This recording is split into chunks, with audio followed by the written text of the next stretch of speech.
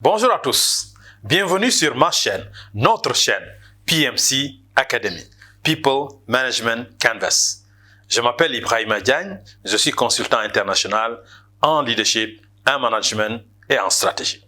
Nous allons continuer notre série de vidéos sur le IDPMC. Dans les vidéos précédentes, nous avons commencé d'abord par expliquer le premier bloc parmi les 10 blocs du Canevas. Et nous avons parlé dans ce bloc de la cohésion d'équipe, de l'importance pour le manager de construire des équipes soudées, des équipes fortes, parce qu'il y avait une forte corrélation entre la cohésion de son équipe et les performances de son équipe. Ce qui faisait l'objet de l'étape 2, où nous avons parlé de performance. Et nous avons montré le lien qui existe entre le bloc 1, la cohésion et les performances. Donc on fait le diagnostic des performances de l'équipe en termes de résultats. Aujourd'hui, nous allons nous arrêter sur la troisième étape sur 10, le ID3A. C'est quoi le ID3A?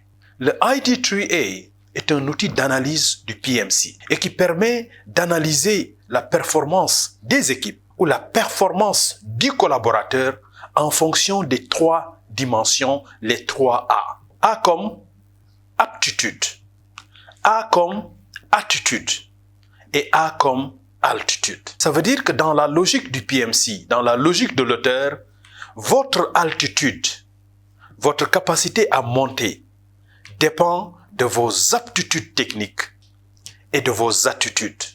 Donc vos aptitudes, des compétences techniques, mais aussi de vos attitudes, ça veut dire le savoir-faire, le savoir-vivre, les compétences managériales et les compétences leadership. Et le ID3A se présente sous la forme d'une matrice.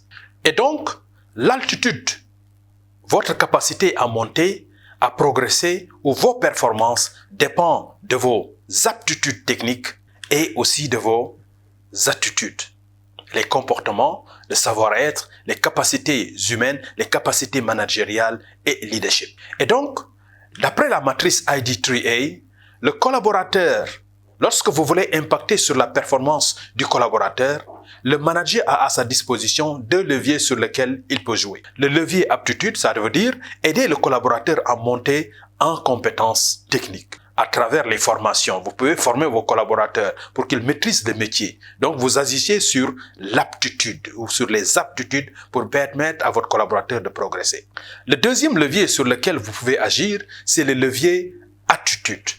Donc, quelquefois, le problème du collaborateur n'est pas lié à sa compétence technique. Dans ce cas, vous devez travailler sur ses compétences comportementales, ses compétences humaines, ses compétences en leadership. Par exemple, lorsque vous avez un collaborateur qui n'a pas un esprit d'équipe, qui ne partage pas l'information, un collaborateur qui n'a pas confiance en soi, ce n'est pas la formation, c'est à travers le coaching que vous pouvez aider ce collaborateur à être beaucoup plus performant.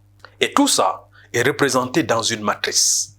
Une matrice où les aptitudes techniques sont évaluées de 1 à 5, les attitudes évaluées de 1 à 5 et la performance ou l'altitude évaluée aussi sur un coefficient de 1 à 5. Et vous avez une matrice où vous pourrez représenter les performances de chaque collaborateur par rapport aux 3 A. L'aptitude du collaborateur, l'attitude du collaborateur et les performances du collaborateur, ça veut dire que son altitude. Et aussi, le ID3A vous permet de le faire aussi pour votre équipe. Donc, les aptitudes techniques de l'équipe, les attitudes de l'équipe et la performance de l'équipe. Donc, ça vous donne A comme attitude, A comme aptitude, A comme altitude. Mais il faut se dire que le niveau de difficulté d'impacter sur les A n'ont pas la même dimension. Parce que c'est facile de travailler les aptitudes techniques, de permettre aux collaborateurs de monter en aptitude technique. Mais c'est beaucoup plus compliqué de permettre aux gens de changer de comportement.